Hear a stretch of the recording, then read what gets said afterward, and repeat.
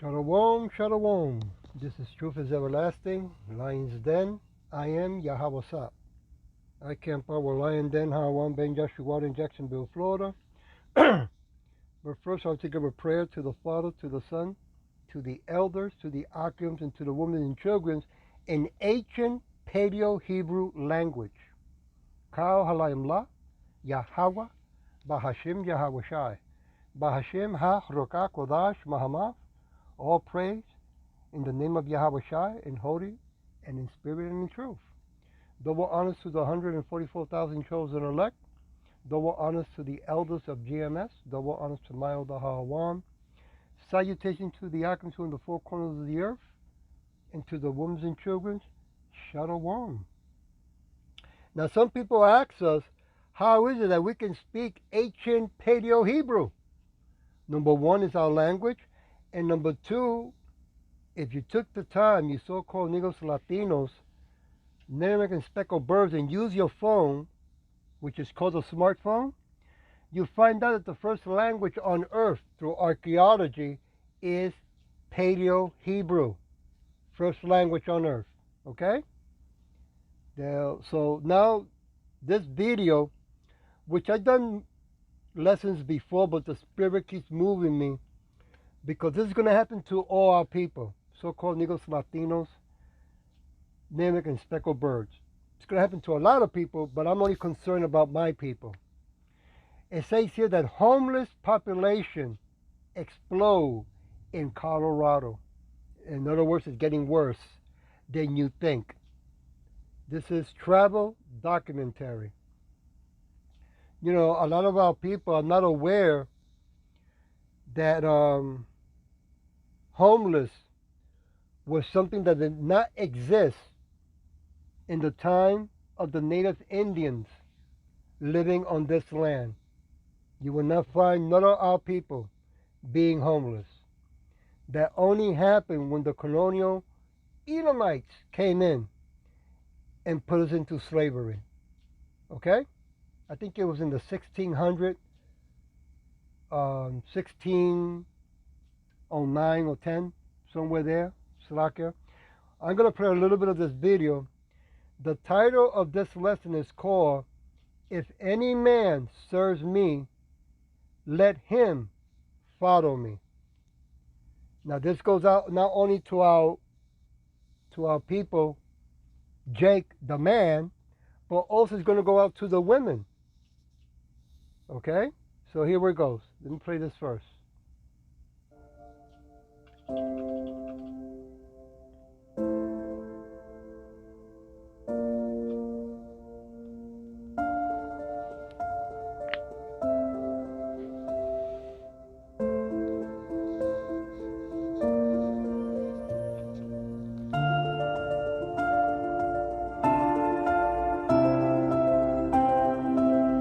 All those people living in the streets, thanks to the Edomites.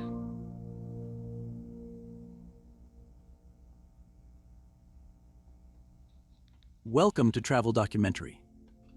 Colorado, often celebrated for its majestic Rocky Mountains, picturesque ski resorts, and bustling urban centers like Denver, holds a paradoxical challenge beneath its scenic facade: the pervasive issue of homelessness. As the cold winter months approach, the plight of those without shelter becomes even more dire, highlighting the urgent need for comprehensive solutions. In this travel documentary, we aim to shed light on the homelessness crisis in Colorado, exploring both the grim realities faced by the affected individuals and the concerted efforts by the community and government to alleviate their suffering.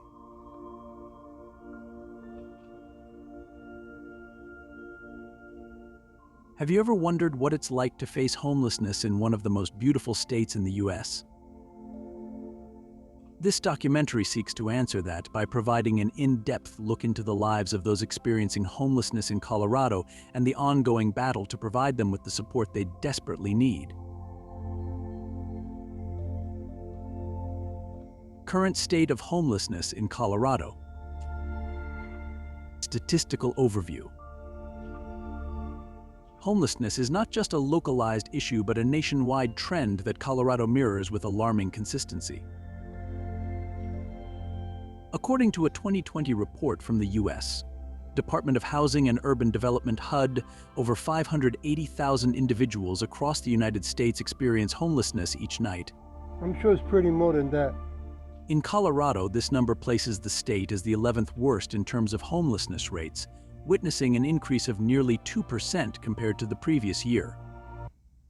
You asked Okay, how beef with tallow you makes too. men look younger. Here's the We're getting science. there. So you know how your skin gets thinner as you age? Like men lose To the previous year.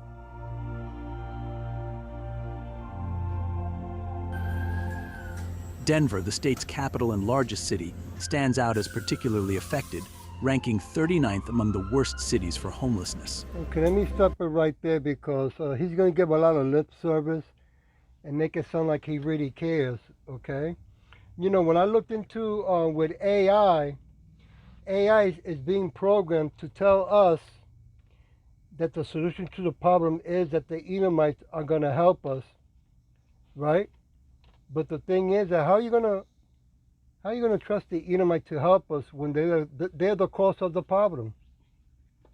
I always say, well, not always, but when the Spirit moves me to say it, that our people got to remember that the Edomites are standing on stolen land. And the reason that our people are living in the streets is because of the greediness of the Edomites that keep taking and taking, right? And now that they want to bring the population down so they can have more land and have more power, well, you know, this is their way of saying thank you to our people who has helped them reach the level that they are in today. Okay? I want to go to John chapter 12, verse, let me start with 25. He that loves his life shall lose it, and he that hates his life in this world shall keep it unto life eternal. So what a coincidential, right? That the Bible is making it clear that if you're going to love this wicked world and this sinful life that we are living in, you're going to lose it, right? Better to start realizing how to live, how to walk, and in what direction. In other words, prepare yourself, because we are going to end up sooner or later in the streets. Let me just make that clear. Okay? And we're going to need Yahweh and Yahweh Shai's guidance and help. Okay? Because the help that the Edomites are going to give this time is to turn all of us into cyborgs. They want to put something inside our body to have ownership of our DNA. Okay? We can't do that because that is wicked, and the scripture made that clear. Better to die with honor than to die being a chicken shit. Let me make that clear. Okay? I want to go to verse 26. If any man serves me, let him follow me. And where I am, there shall also my servants be. If any man serves me, him will my Father honor. So it makes it clear that anyone that has been called to do the work of Yahweh Shem Yahweh Shai, we got to follow him to the end, unto death. We are not sent out here to pick up guns and weapons and make a big army to fight the wicked. Our weapon is the Bible. That's all. Now, don't get me mistaken when I say that.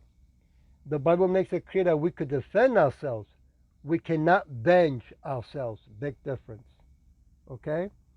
So the same way we got to follow Yahweh Shai, it's the same way when our women that have been called in the name of Yahweh Shem Yahweh Shai have to follow the man. If they don't follow him because he's doing the work of Yahweh Shai, they're going to have to follow to the end the things of this world. That's the way it works. Okay? There's no buts. I want to go to Matthew chapter 16. Give me a minute. Oops. Matthew chapter 16. verse 24. Keeping it short tonight. Then said Yahushua unto his disciples, if any man will come after me, let him deny himself and take up his cross and follow me. Verse 25. For whosoever will save his life shall lose it, and whosoever will lose his life for my sake shall find it. Woo! A lot of people hear that and they go, well, what that means? And if you ask one of our people that went to these Christian churches, these 501c3 incorporated prostitute churches, they'll say that it means that if you follow Jesus, right, the one with the long blonde hair, blue eyes, right, that likes wearing high heels, his real name is Caesar Borgia. Look it up. They made a documentary on who he really is. He is the son of a pope, a rapist, and a murderer, right? He's not even Hebrew. He's an Edomite. You got to look it up, right? You got the technology. Do it where you can, because they're going to turn off the technology, the internet.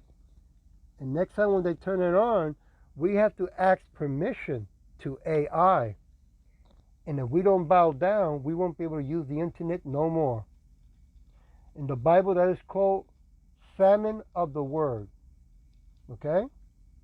I want to go to verse 26. For what is a man profit if he shall gain the whole world and lose his own soul? Or what shall a man or woman give in exchange for his soul?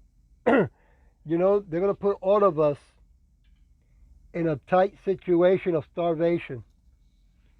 And if you're too afraid to die, because you don't want to go through the pain, you know, when our people feel pain, they want to go to Egypt for help and say, give me something, give me something.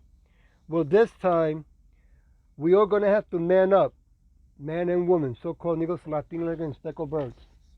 If you're starving and you don't want to put your trust in Yahweh Shai that he will bring you food, and if you're in pain and you don't want him to be the one to heal you, then you shall lose your soul. Right? Meaning that you shall suffer a great suffering of the lake of fire. I want to go to John chapter 12, verse 27. Give me a minute while I go to the page. It's 12, verse 27. Here we go. Now is my soul troubled, and what shall I say? Father, save me from this hour. But for this cause came I unto this hour. So even Yahweh Shai, who was afraid to die, at the end realized that, wait a minute, I was sent to do this. I cannot back away. I cannot run away from this. So he told the Father, Yahweh, right? Get me through this. Keep me in that path, right? Run the good race to the end. You see? So he gave us an example how we got to put our faith in the Father and in the Son. But see, to do that, you got to practice faith. If you don't practice faith, how are you going to know how it looks when it passes by you? You won't. Because there's too many religions. You see? And we're not into religion. Okay? This is a culture. What's the word they use besides culture to trick out people? They say, oh, he's in a cult. Yeah, I'm in a cult, all right. I'm in a culture. If you look up the word, that's what it means. Cult. Right? That was only given to us by the true living God, Yahweh Shem Yahushai. Only to 12 tribes, the so-called Negros Latinos, Native Americans, and speckled birds, not to the whole world. I want to go now to John chapter 11, verse 33. And it says, when Yahweh Shai therefore saw her weeping, and the Jews also weeping, which came with her. He groaned, Slakia, in spirit, right? He felt bad that one of his people passed away and was troubled. Okay? Let's go to jump verse 40. Yahweh said unto her, say I not unto thee, that if thou would believe, thou shouldst see the glory of Yahweh. So he's telling Lazarus, I believe his sister, that if she believes in the true God of heaven and earth, Yahweh, through him, Yahweh Shai, that he can bring her brother back to life. And she says she believed, right? But we go to verse 26, just to repeat it. And whosoever believes, and whosoever lives and believes in me shall never die. Believe thou this. Wow. You know what is that?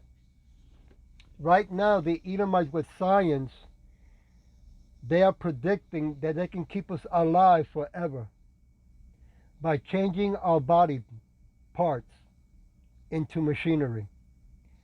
That's not the way to go, because that's artificial. It comes with a curse.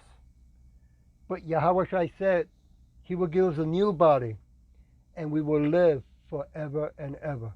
I cannot even imagine how that can be. What I'll be doing forever and ever. There must be so many things to learn, beautiful and wonderful things, right? And to have a family that you don't have to be concerned that anything bad's going to happen, that we can travel anywhere we go, right? We won't be slaves no more. We be the true owners of heaven and earth with Yahweh Shai. I want to now jump back to verse 42.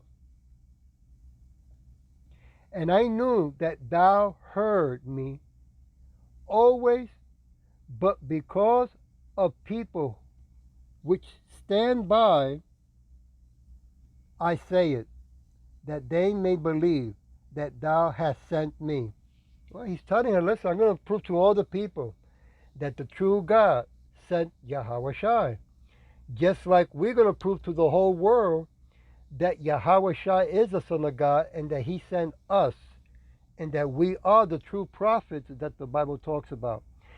It's going to be, there's an old saying in English, it's going to be the oh shit moment to the whole world. I knew that guy. I didn't know he was a prophet. I mean, I knew him for years. Oh my God. You see? Why? Because we dress as Clark Kent Moe. We don't advertise ourselves around the world or around people. We don't brag. We are humble. Humble means long suffering, witnessing how the world is treating our people.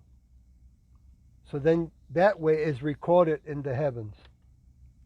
Verse 43, and when thou hast spoken, he cried with a loud voice, Lazarus, come forth.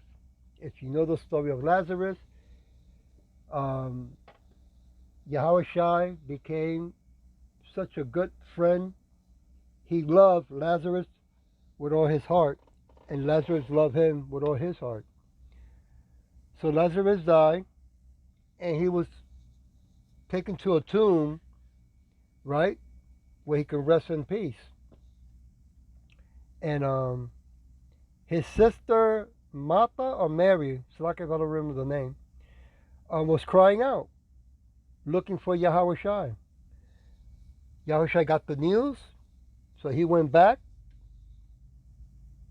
to be witness of the power of Yahweh and to bring Lazarus back from the dead. So here we go. Verse 44, and he that was dead came forth, bound hand and foot, with grief clothes, and his face was covered about with a napkin. Yahweh Shai said unto them, loosen him and let him go. Now, he was dead, I believe, was 4 days, and it takes 4 days when the body starts getting all rotten. Can you imagine that Yahweh Shai has the knowledge and the power to heal him from the rotten body that gets rotten with worms and bring him back to life? So what it's saying there? Well, what it's saying is that if you do the work of Yahweh Shin Yahweh Shai, even though you might die, you might be taken out by the hands of the Edomites, because Yahweh will allow it or not allow it, but you die doing the work. When Yahweh Shai comes back, as soon as the sky cracks open, you'll be raised first and given the new body. But those that did not repent with fear and trembling and do the work of Yahweh Shin Yahweh Shai, they will remain dead, okay?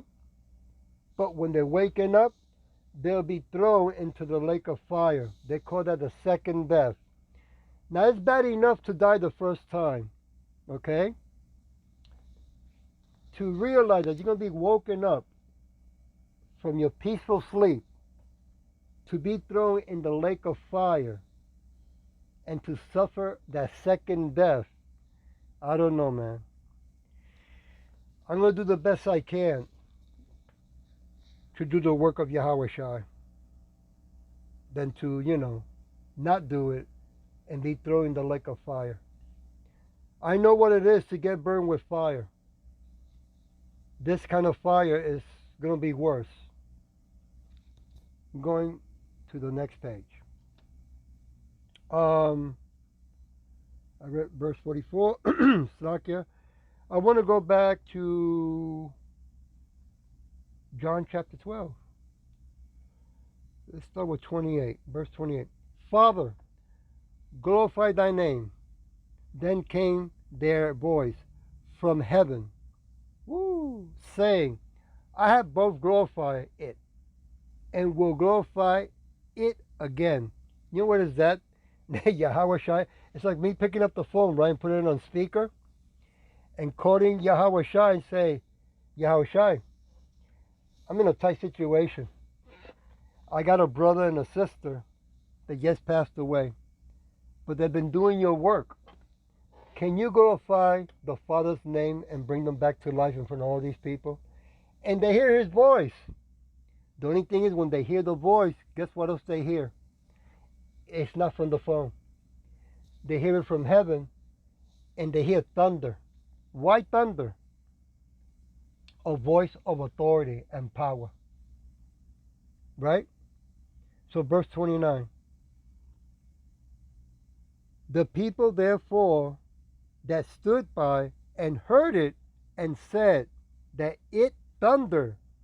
Another said, an angel speak to him. Yep. In other words, the angels and the Father Yahweh Shai, they will tell him, hey, we hear you. What you want? It will be done. You know that a son can call his father and tell him, Dad, all these people are watching me. Will you help me bring Lazarus back to life? And he answered and said, yes. Now I'll go to 2 Corinthians. Give me a minute, because it's getting good. Chapter 4, verse 4. In whom the God of this world has blind the minds of them which believe not, lest the light means truth, of the glory, gospel of Yahweh Shai, who is in the image of Yahweh, the Father, shall shine upon them. Well, let me tell you what that's saying. You can pray all you want. You can call his name all you want. But if you're not in the book of the living, when he opens up the book, even though you're a Hebrew Israelite, this is why people get confused. If the light doesn't shine on you, that means he has you for the second death. And people ask me, well, then how you know if the the light didn't shine? Which is an honest, sincere question. And it's a simple one to answer. Because you don't know the truth, you don't got the truth. And you will not be able to stand for the truth. You will bend and you will walk away. Now, how come I can say that with so much confidence? Because I have seen it with my own eyes. People who have came to the camp, who've been in the camp for many years longer than I have, pretending that they care for the truth, that they fear the truth, and that they love the truth. When things got worse, they left. So that's why the scripture says, I will magnify the truth. Because as the truth gets bigger and stronger, just like the first shutdown, which I can't say what it was or they'll delete the video, a lot of our people walked away because they got scared and they took the juice. And a lot of us said, no, we're not going to take it. If it stops here and we lose our job and we lose our life and it throws in jail, so be it. But we will not bow down to Caesar. We will not bow down to the Edomites. You see? Unto death. Now, us Latins, we have a name for that. If you don't have cojones, get out of the game, right? If you don't got balls, and you only can have balls if Yahushua gives them to you. This has nothing to do with being brave and being able to fight, because we can't. They're coming at us with all kinds of weapons. This is standing in the truth and in the word of Yahweh Shem Yahushai. That's all we got. Okay?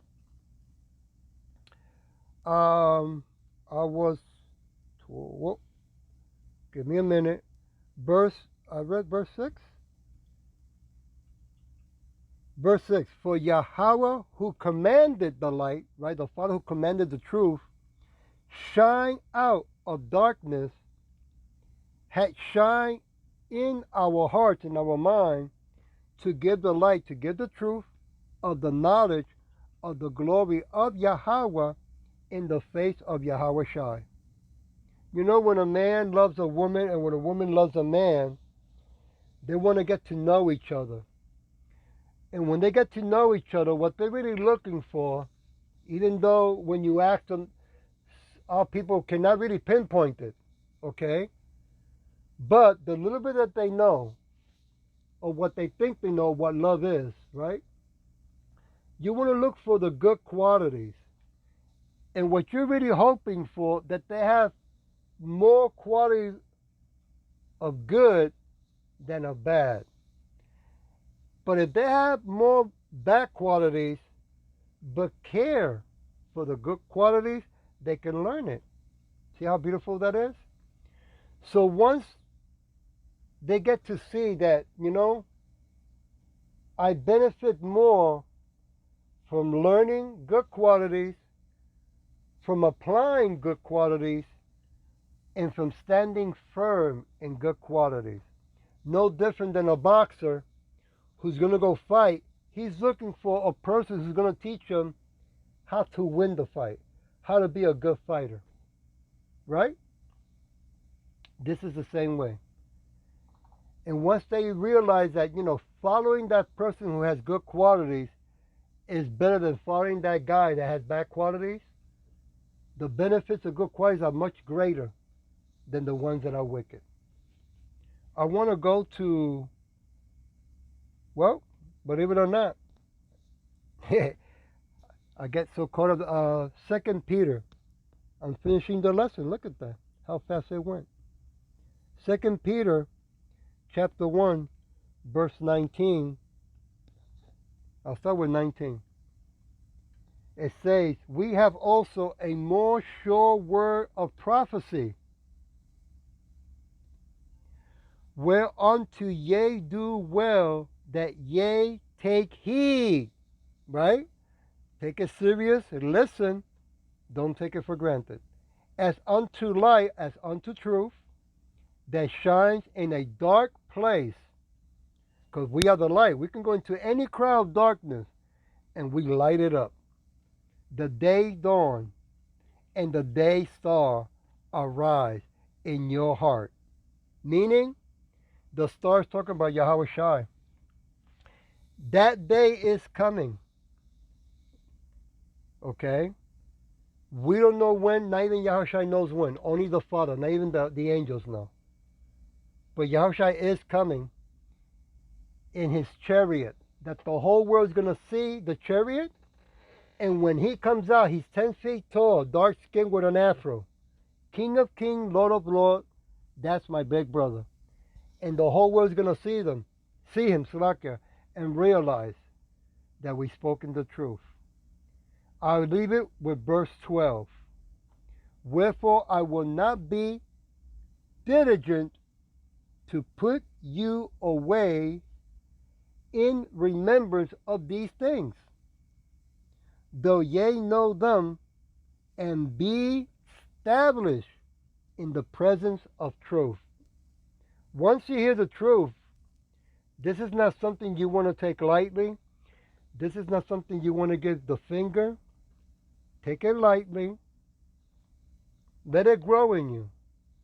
But remember that you heard the truth. And if you heard the truth, it's because you're being called. I hope that this was edifying. In the name of Yahweh Shin Yahweh Shai, Shalom.